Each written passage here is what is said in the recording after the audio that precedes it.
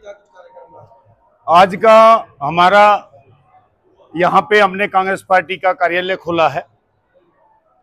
सब लोगों ने, हमने पिछले 7 दिन से हमने सबसे रिक्वेस्ट करी थी अपने हलके में, कॉलोनियों में जाके, गांव में जाके, सब यहाँ पे माता बहने भाई बच्चे जवान बूढ़े, गांव से, शहर से, कॉलोनियों से, 36 बिरादरी के भाई माता बहने मेरे को आशीर्वाद देने के लिए आए हैं। सबसे पहले मैं उनका धन्यवादी हूँ, आभारी हूँ। इतने गर्मी के मौसम में और इतने छोटे से कार्यक्रम में इतने तादाद में मुझे यहाँ आशीर्वाद दिया।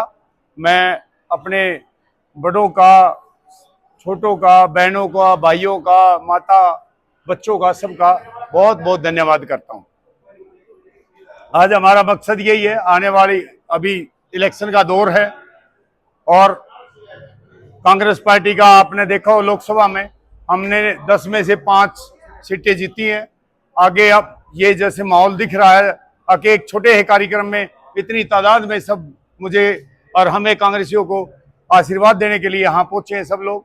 तो लगता है अब भाई, मैं तो कह रहा 70 पार ऐसा ना हो जाए तो 80 पार या 90 तक नहीं पहुंच जाए, जो आज के हालात लगते हैं इतनी गर्मी के मौसम में। तो मैं सबका शुक्रगुजार हूँ, पत्रकार बंधु सब भाइयों का जो सब आए यहाँ, मैं उनका भी बहुत बहुत आभारी हूँ।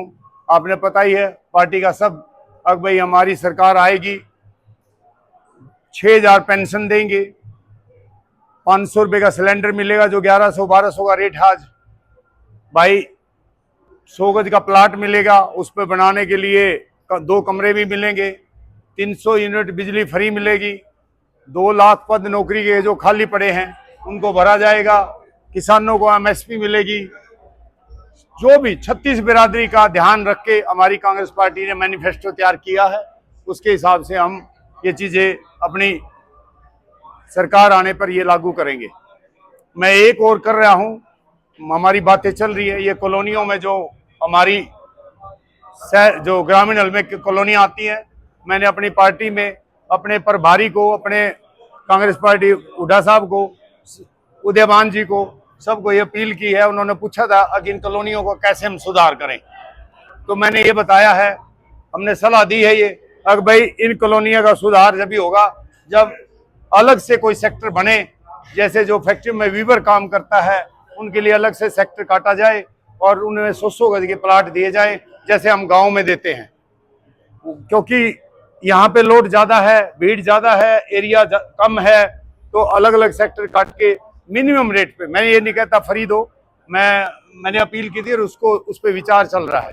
उम्मीद करेंगे हमारी पार्टी आगे इन कॉलोनियों के लिए भी इसमें 100 गज के प्लाट किसी सेक्टर बना के किसी तरीके से उस पर विचार चल रहा है। अभी कोई फाइनल नहीं है, लेकिन ये बात मैंने रखी थी और उस पर काफी कुछ विचार और पार्टी ने माना था। हमारे यहाँ के जो प्रभारी हैं बावरिया, उन्होंने ये काफी अच्छा पॉइंट लगा कि जहाँ पे भी गुड़गांव में, फरीदाबाद में या जहाँ पे भी जो भी वो है उसमें इस तरह की कॉलोनियां हैं, उनके लिए यही हल है। अलग से वीवर कॉलोनियां उसमें काटी जाएं जिससे इंडस्ट्री को भी बढ़ावा मिले और जो बेरोजगार है उनको रोजगार मिले और लोगों को रहने के लिए घर मिले।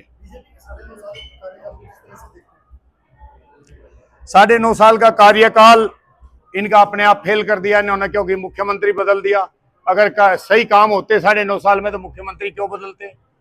मान लो ये कहते हैं कि नहीं हमने तो वैसे बदला है, तो फिर जो हमारे सैनी साहब आए हैं अभी मुख्यमंत्री, वो जो खट्टर साहब की जो स्कीम थी सारी पलट रहे हैं, वो सारी पलट रहे हैं। क्यों पलट रहे हैं?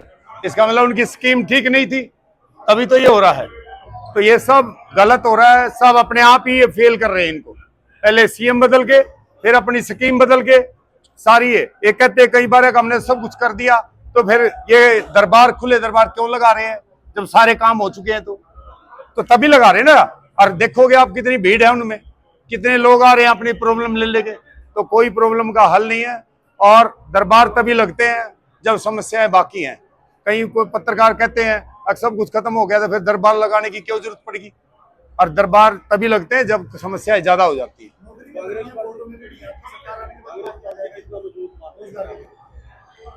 कांग्रेस पार्टी अभी 50-50 तो आपने देख ही लिया है लोकसभा में। आने वाले विधानसभा में ये 100% होगी। अभी तो 50 करे हैं, अगली बार अभी लोकसभा विधानसभा में ये 100% जाएगी, इतनी मजबूत है।